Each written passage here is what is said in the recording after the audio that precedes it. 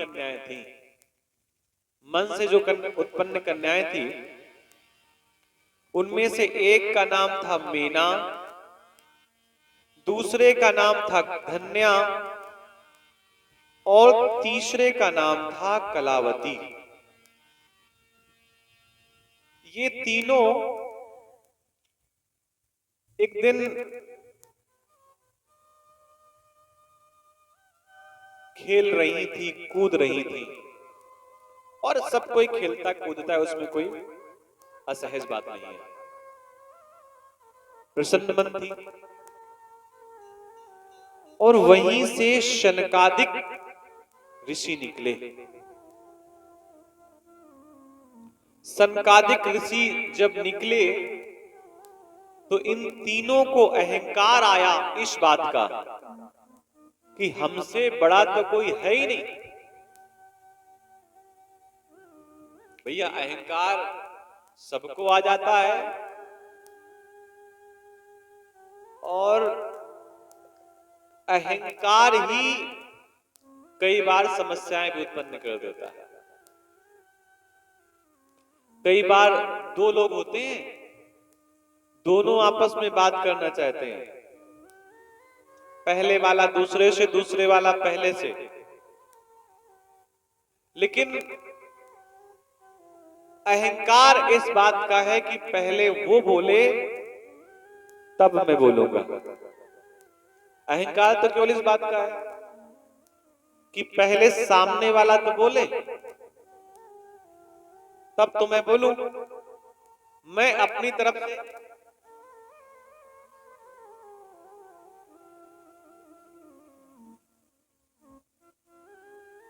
थोड़ी देर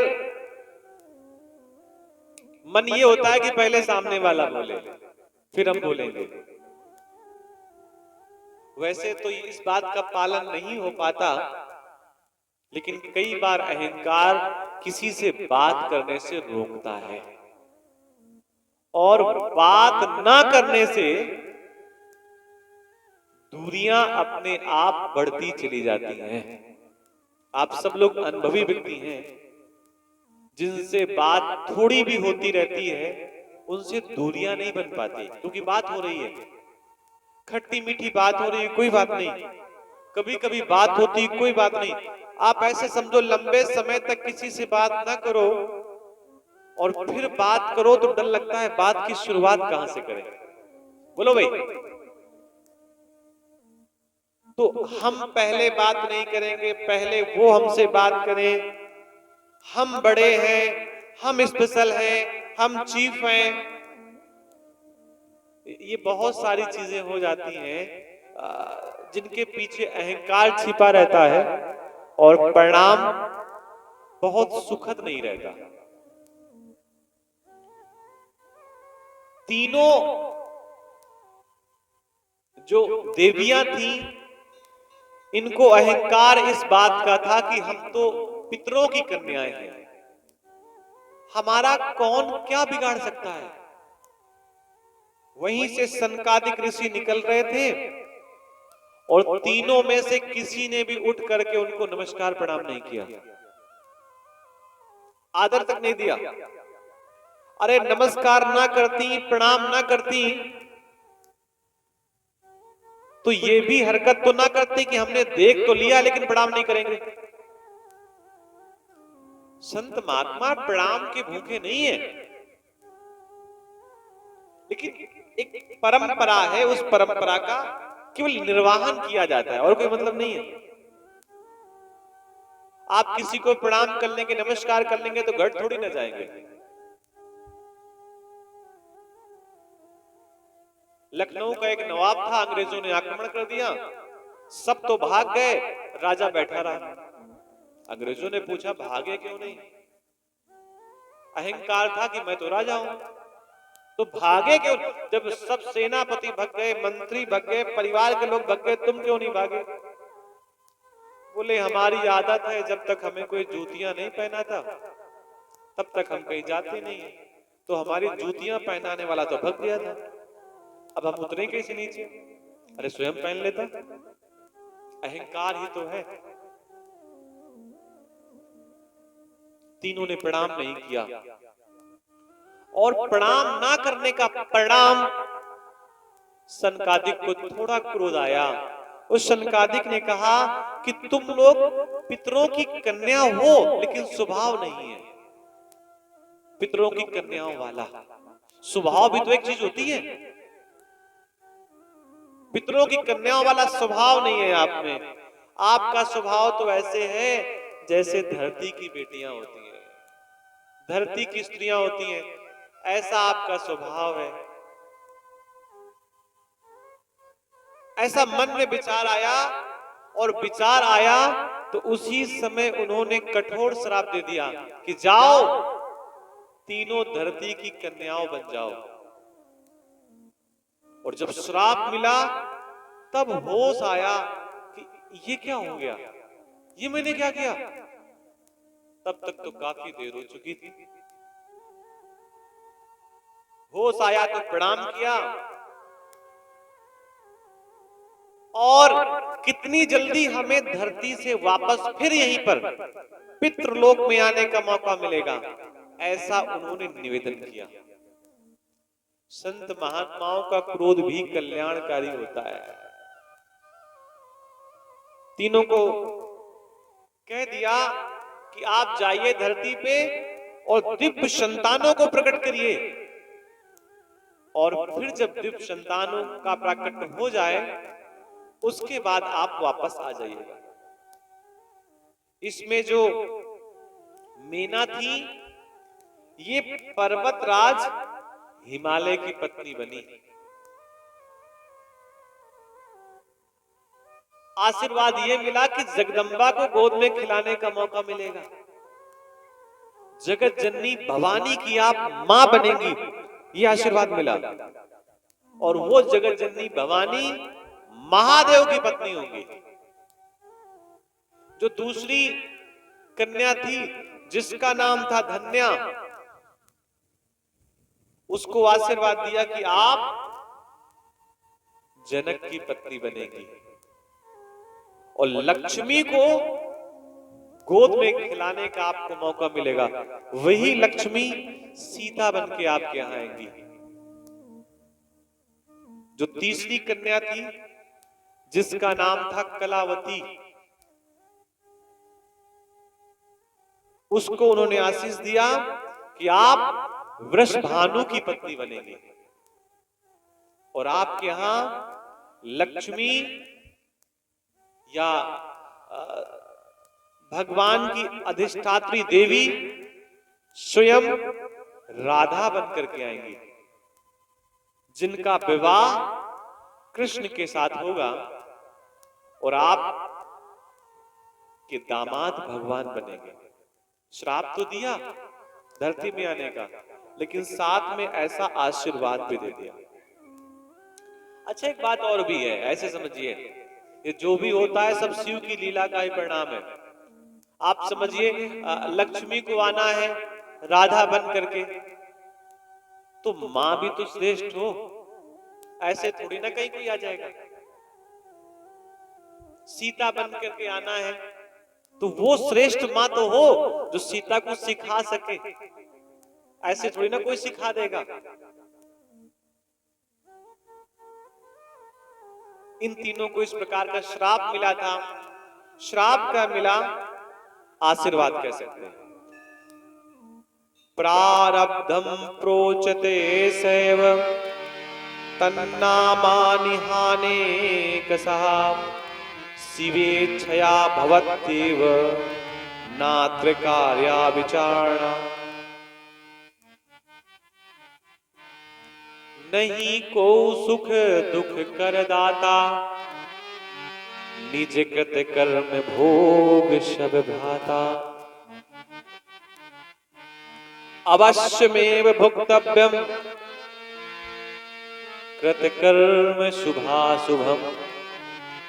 इसी को बाबा तुलसीदास जी ने कहा है कि कोई किसी के दुख सुख का कारण नहीं है,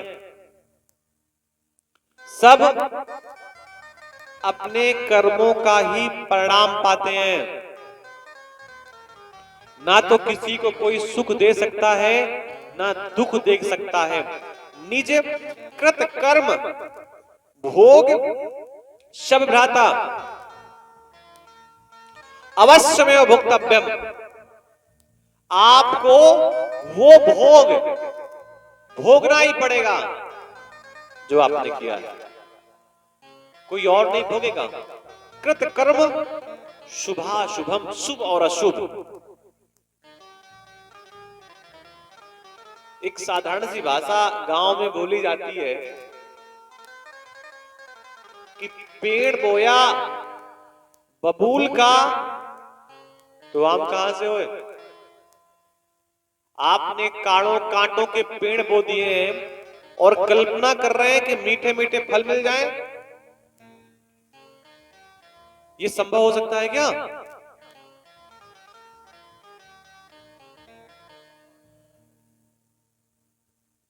ये संभव नहीं है।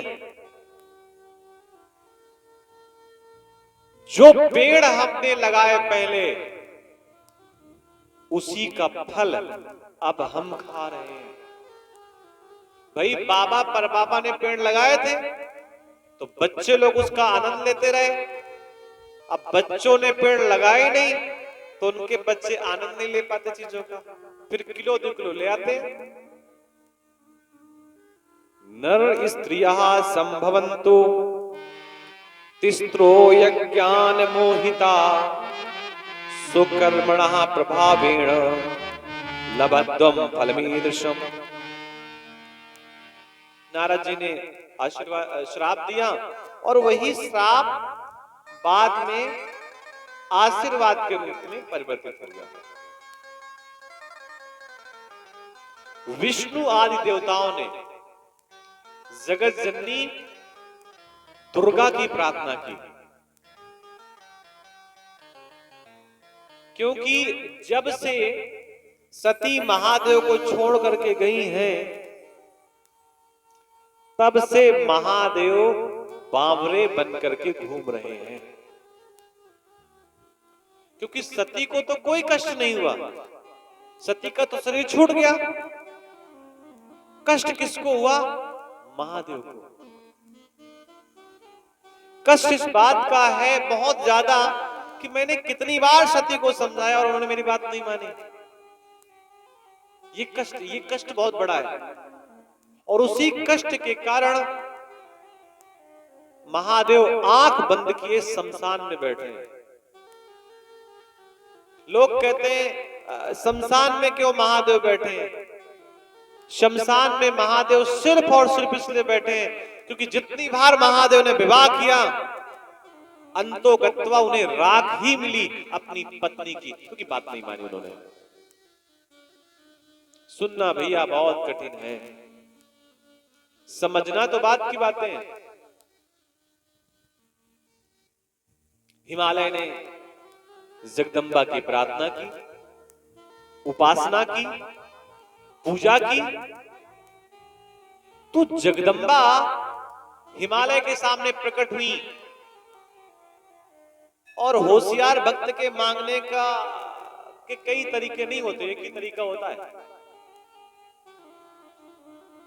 पूछा जगदम्बा ने कि हिमालय, आखिर तुम हमसे चाहते क्या हो और हमारी इतनी कठोर तप तुमने किया है, तपस्या किया है, तपस्या के बदले आप क्या चाहते हैं?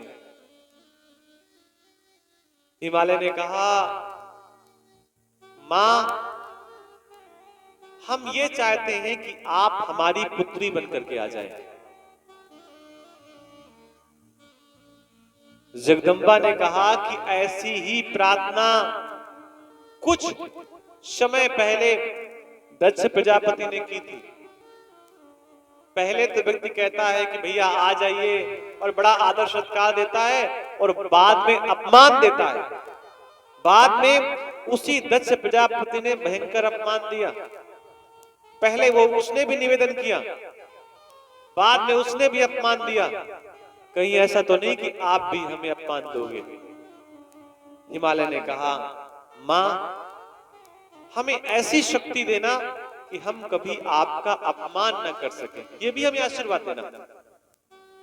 जगदम्बा प्रसन्न हुई और जगदम्बा ने उन्हें आशीष दिया कि मैं तुम्हारी पुत्री बन करके आऊंगी। वहीं कंदराओं के बीच, पहाड़ों के बीच, शैलों के बीच, पर्वतों के बीच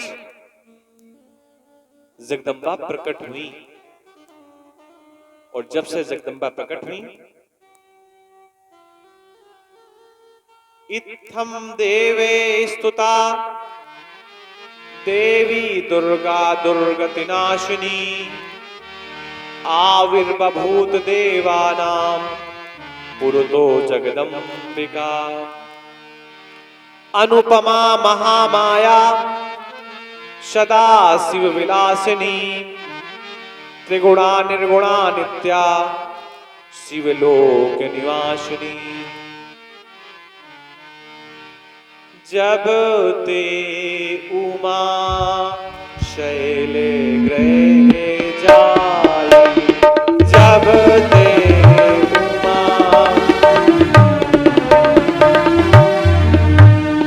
जब ते उमा शैले ग्रहे जाए, जब ते,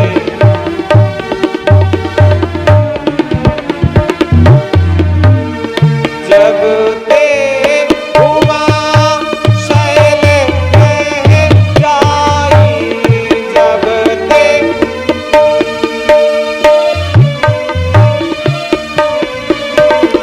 सकल सिद्धि संपत्ति में आई, सकल सिद्धि संपत्ति में छाई, जब ते उमा शैले ग्रहे जाई।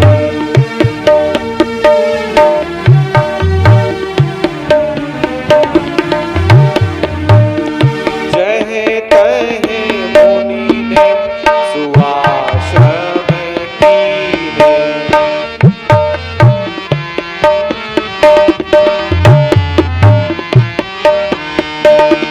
जहे तहे मुनि ने सुआश्रम कीने, जहे तहे,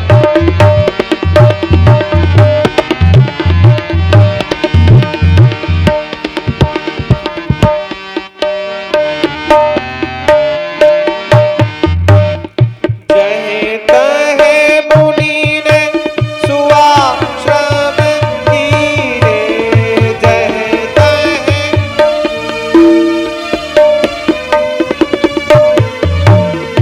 उचित बास ही में उदर दीने, उचित बास